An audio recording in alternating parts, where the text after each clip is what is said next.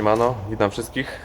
Dzisiaj chciałem Wam zaprezentować silnik Polestara Kateire w body od Specny Arms od HK416. Chciałem Wam powiedzieć wszystko to, co ze strony laika, takiego, który tak za bardzo się nie zna na tej replice, znaczy na replice, nie tyle co na replice, co ogólnie na HPA. Jakieś ogólne pojęcie mam, mechaniczne niestety mniej. Jestem bardziej osobą strzelającą niż grzybiącą w replikach, także liczę na wyrozumiałość. Chciałem po prostu zobrazować wszystkim w Polsce, gdyż bynajmniej nie znalazłem recenzji krótkiej na takiej najprostszej recenzji w Polsce, więc mam nadzieję, że będę pierwszy. Ogólnie o silniku co mogę powiedzieć? Pierwsze co, Polestar Kateire jest to silnik mechaniczny, czyli bez sterowania elektroniki nie potrzebujemy tutaj baterii, żadnego zasilania, żadnego akumulatorka, nic z tych rzeczy, żadnego prądu. Wystarczy, że podłączymy po prostu wężyk zasilający z powietrzem, z ciśnieniem do silnika i będziemy mogli działać, tak?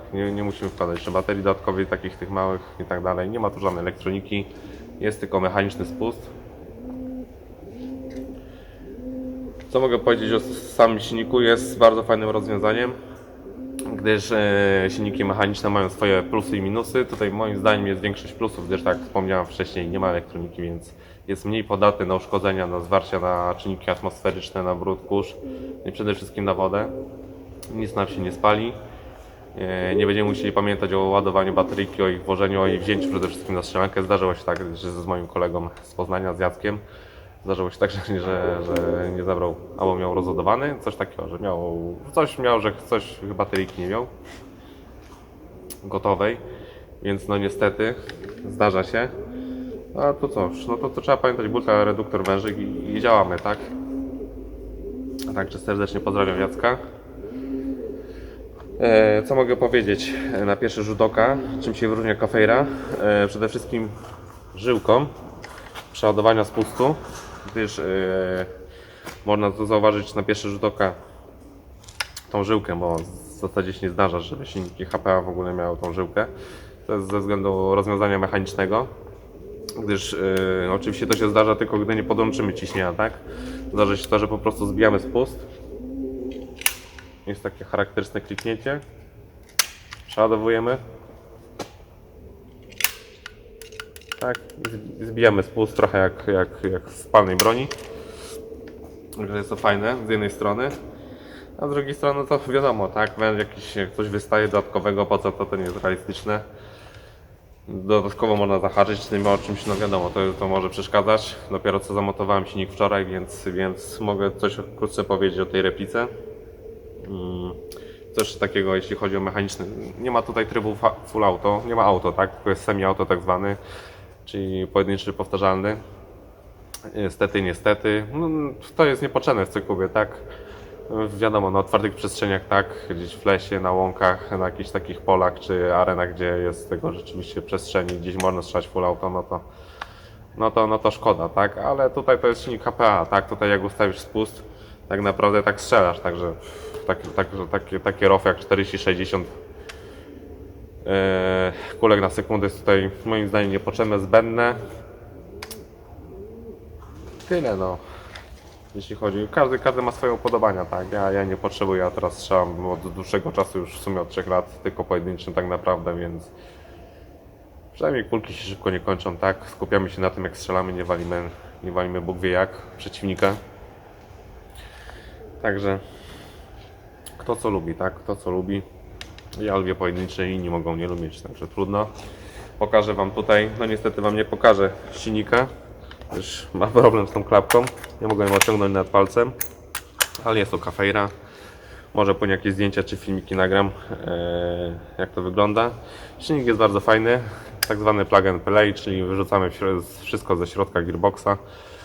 Zostawiamy tak naprawdę tylko spust, sprężynkę od spustu. No i w przypadku EMEK, bynajmniej nie wiem jak w innych modelach innych firm, ale specjalnie jest tak zwana szybka wymiana sprężyny, więc trzeba niestety prowadnicę sprężyny podciąć, gdyż nie wejdzie cała, no, po to, żeby po prostu mi się kolba trzymała, tak, żeby mógł tą śrubę trzymającą do kolby zamontować. A tak to niestety, no to także powiedzmy, że 3 rzeczy, tak? Czyli trzeba zmodernizować prowadnicę, sprężyny ją po prostu uciąć. Może mogłem zrobić zdjęcie zanim montowałem, ale to na innych filmikach na YouTube jest to ładnie pokazane, jak to zainstalować i pokazują właśnie jak, no to nie ma jakiegoś wymiaru konkretnego, czy dłużej, to na oko to się ucina, tak? Ja po prostu musiałem to zrobić, mówię, ze względu na kolbę. Także spust, sprężynkę, można oczywiście stawić spusty speedsoftowe. Nie ma w tym problemu, widziałem na filmikach wstawiali. Ja mam zwykły po prostu fabryczny spust z fabryczną sprężynką. Da się to wszystko fajnie ustawić, da się silnik wyregulować. Także to jest fajne, że nie trzeba nic dodatkowego dokupować. Mamy taki wężyk, oczywiście nie mamy końcówki. Końcówka to wiadomo, według własnego upodobania, bo to jest akurat amerykańska. Albo europejską się montuje, tak. Także wężyk dostajemy w zestawie, który wkręcamy do silnika. Oczywiście można zainstalować wężyki lepsze, tak, z oplotem, profesjonalne. Ja akurat na razie nie mam, może mi to wystarczy, może nie, zobaczymy. No tutaj oczywiście wada jest to, że możemy przez szybko złączkę przez przypadek odpiąć, jak gdy podłączamy, czy po prostu może nam się odpiąć, tak, coś zahaczymy. Ale to akurat mówię, kwestia przyzwyczajenia, zobaczymy, może później to zamontuję. Chciałem Wam pokazać, jak to strzela, bardziej dźwięk, jeśli chodzi o dźwięk, gdyż mam tu jeszcze stokową komorę, tak, fabryczną komorę mam. Także pokażę, jak to dźwiękowo wygląda, jak wygląda reakcja na spust, gdyż no, celność, zasięg jest taki jak odpowiedni, tak jak w AEG-u. Myślę, powtarzalność FPS-u jak na szybko sprawdziłem jest dosyć fajna. Plus minus 1-2 FPS-y. Może ze względu na tą komorę, że mam problem, także może dlatego, jeśli bym miał na przykład, myślę, że nie będzie z tym problemu. Na YouTube widziałem, że powtarzalność nawet potrafi być o pół FPS-a, także jest naprawdę spoko. Naprawdę fajnie. Także Wam pokażę, jak ta replika działa z krótkim tłumikiem, który ma wkład ze sprężynami i podkładkami. Nie jest wytłumiona gąbką, tylko sprężyny podkładki. Pokażę Wam bez tłumika, jak to strzela. I z nagłaśniaczem, czyli po prostu wyjmę środek, wyjmę osłonę tłumika przód, żebyście usłyszeli. Mam nadzieję, że to będzie fajnie słychać, będzie jakaś różnica słyszalna, bo nagrywam to telefonem Samsungiem S9 Plus, więc mam nadzieję, że jakościowo jeszcze się nie zawiodę na tym telefonie, jeśli chodzi o zdjęcia i filmiki. Więc zobaczycie, jak to dźwiękowo strzela przede wszystkim, tak? Jak już Wam pokazywałem, jak spust pracuje, akurat w moim przypadku można go ustawić, że może być krótki skok. I to jest akurat fajne, że rzeczywiście działa selektor ognia, czyli jest safe mechaniczny, gdyż, jeszcze co do gearboxa jeszcze zostawiłem, przepraszam, nie powiedziałem, listwę selektora, tak? Z takich rzeczy. No to jest powiedzmy, że zewnętrzny element gearboxa, tak? Ale no to, żeby po prostu działał safe, no to trzeba to zostawić, tak? Żeby mógł się spust blokować mechanicznie. Jeszcze tam jest w środku taki, właśnie a propos listwy selektora, jeszcze tam jest taka dźwigienka, która właśnie blokuje na mechanicznie, także no zapomniałem powiedzieć o kilku elementach, jeszcze dwóch, tak? No ale mamy tutaj safe, rzeczywiście działa. Semi. No i auto jest takie same jak Semi, tak? Gdyż tak jak powiedziałem, to jest samopowtarzalny silnik, czy tam karabinek, no powiedzmy, że silnik, tak? Bo tu chodzi głównie o konstrukcję silnika, tak? Samopowtarzalny silnik.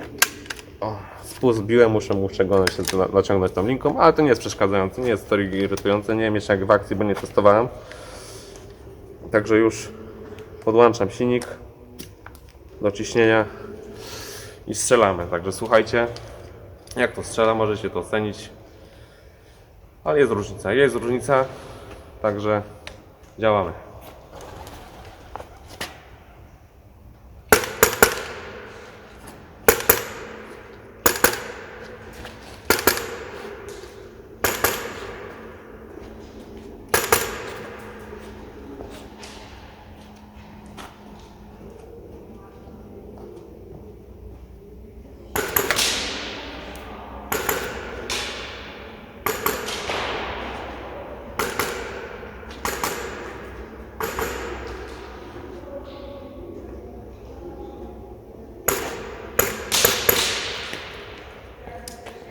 Dobra, teraz będzie bez tłumika. W tak zwanym samym gwincie.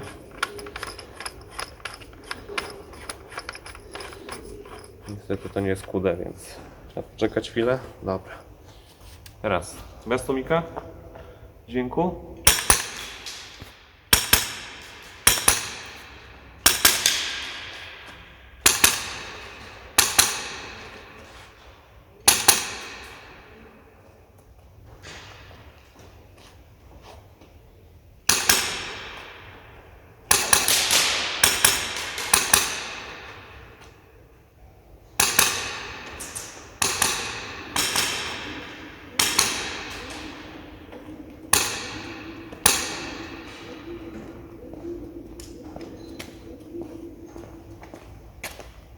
I teraz na samym wkładzie, znaczy bez wkładu, przepraszam, bez wkładu, czyli robimy tak zwany nagłaśniacz.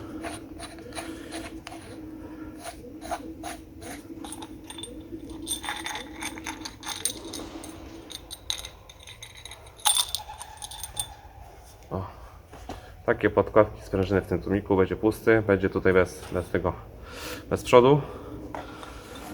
Ja sobie pozwolę położyć na ziemi.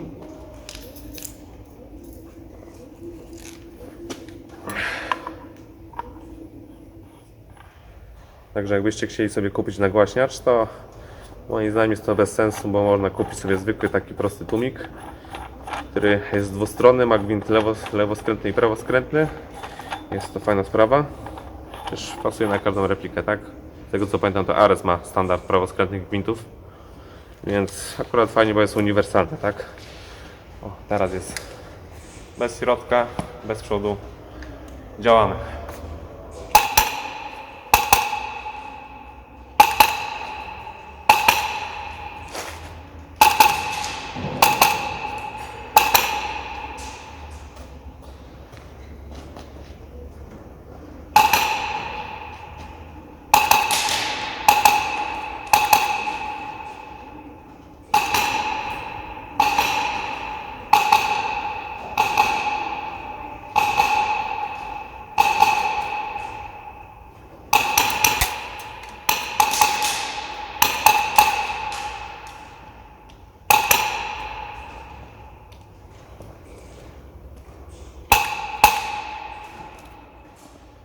Dobra, pokażę wam pracę. O, pierdółki, dobra. Jak ja ustawiłem spust, nie wiem czy będzie widać, czy sfokusuję kamerę.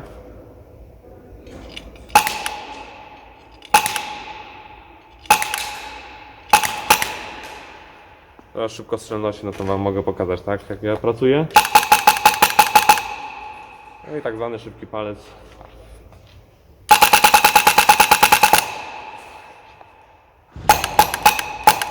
O, kulki się skończyły. Akurat fajnie, bo jest różnica też.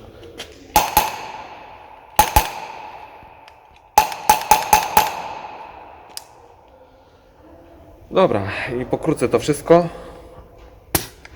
Mam nadzieję, że trochę objaśniłem, jak to wygląda, jak to działa, jak to pracuje. Czym się charakteryzuje przede wszystkim ten silnik. Dobra, czyli ogólnie o ocenie silnika, jeśli chodzi o dostępność w Polsce i za granicą w Europie, no to jest jeden z najtańszych, nie najtańszych silników na HPA. No jest to przede wszystkim mechaniczny. Mechaniczny jest tańszy niż te z elektroniką. Także to oczywiście ma swój też plus, jeśli chodzi o... Nie jest jakaś tu duża różnica w porównaniu do innych Polastarów. Jeśli chodzi o jacka, to jest chyba różnica 150, 200, 300 zł w zależności od sklepu, tak? Przede wszystkim. Ja kupiłem go za niecałe chyba 1400 na SG24. Stąd też mam naszywkę, tak? Zakupując silnik dostałem też naszywkę i przy okazji też kupiłem reduktor Ballistika. Już nie pamiętam jaki to jest model, a ten popularny, ten jeden z najtańszych, także ja go też tam kupiłem za 319 zł. Strzelam teraz na 100 PSI, a także z tego co teraz mierzyłem, no to mi było tak 355 fps, tak, czyli lekko przekroczyłem tą moc joulową na CQB, czyli tak zwane 1,14 joule. Także a to tylko testowo, tak, łatwo zapamiętać 100 PSI, także replika fajnie strzela, fajnie się sprawuje. Mam nadzieję, że będzie bezawaryjna. Jak wszyscy sobie chwalą, no to nie ma się co zepsuć za bardzo, tak? I zęby nie zmielą, nie ma silnika elektrycznego, także dźwięk jest przyjemny, reakcja na spód jest natychmiastowa. Jak to w HPA, także co tu dodać w sumie. Nie trzeba baterii, tak? To jest też zajebiste. Także, że było zajebiście, to polecam. Ja osobiście silnik. No fakt, że to mój jest pierwszy silnik, tak? Ale w porównaniu do kolegów, którzy mają Polestara, Wolverine z prądem, że tak to powiem, sterowane elektronicznie, najbardziej mi się podoba. Nie muszę pamiętać o bateryjce, żeby ją podładować, wziąć. Zawsze może się zgubić, za nie wyruszyć. Nie trzeba się bawić w kabelki. Rozbiera się gearbox, wybesza, wkłada się silnik. Nie trzeba żadnych kabli wyprowadzać. I tyle. Wężyk oczywiście przeprowadziłem przez otwór na silnik. Aha, i jeszcze tą żyłkę do przeładowania wyprowadziłem. Też tak można wyprowadzić przez otwór silnika, ale też można wyprowadzić przez otwór na kable, no spokojnie się zmieści. Trzeba po prostu zgiąć żyłkę, także można to oczko, żeby przeszło, no i przechodzi na spokojnie, mieści się. Jest to bez stopki, nie wiem czy widać, nie mam stopki, gdyż jest to niepotrzebne, tak? Jest to niepotrzebne w palnej też, znaczy jest akurat taka stopka, ale oczywiście w większości palnych MK-ach na przykład nie ma stopki, tak? Także to nie przeszkadza. Co tu jeszcze dodać? Chyba to wszystko. Mam nadzieję, że pokrótce wyjaśniłem. Szkoda, że właśnie nie nagramy filmik z montażu, ale to był mój pierwszy montaż tak naprawdę, więc trochę mi to zajęło czasu. Musiałem trochę się nagimnastykować na spuście, gdyż no, nie wiedziałem po prostu jak sprężynkę ułożyć, także z takich rzeczy technicznych to chyba wszystko. No muszę teraz jeszcze komorę tylko dopasować, gumkę, ewentualnie zmienić tą fabryczną Specne Arms i zobaczę jak to strzela. Tak to generalnie jestem zadowolony. Powtarzalność nadkulek z problematyczną komorą jest bardzo dobra. Nie ma dużego rozrzutu prawo-lewo, praktycznie tak na oko mówiąc znikomy. W porównaniu na przykład do tego co było w środku w gearboxie, także jestem zadowolony, tylko tutaj jest czasami tak, że czasami kulka podkręci za mocno albo leci za słabo i tylko tyle, tak? Czyli na przykład powiedzmy, że na tą chwilę jest 5 strzałów w dół, czy prosta co jakiś 5, 6 strzał jest po prostu w górę, albo czasami się to dubluje, ale tak to wszystko ładnie podaje kulki, nic się nie zacina.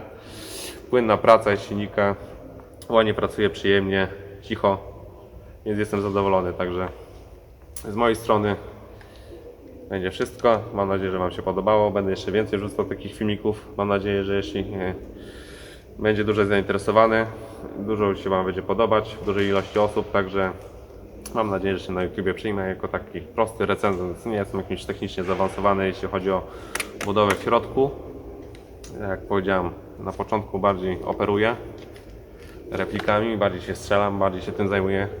Także mój warsztat techniczny ze strony jest dużo większy na pewno niż ten w środku. Także dziękuję Wam wszystkim za oglądanie. Mam nadzieję, że będziecie wyrozumiali, gdyż to mój taki pierwszy filmik. Że nie jestem jakimś złotoustym recenzentem. Także dzięki wszystkim za oglądanie. Trzymajcie się. Pozdrawiam. Także jeszcze Wam pokażę na szybko to co zostało z prowadnicy, z sprężyny. Mniej więcej. To nie ważne czy